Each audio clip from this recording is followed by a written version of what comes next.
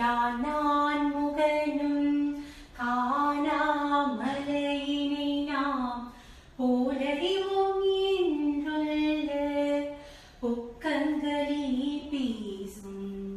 பாலூர் தேர்வாய் படை கடைத்திடவாய் ஞானமே விண்ணி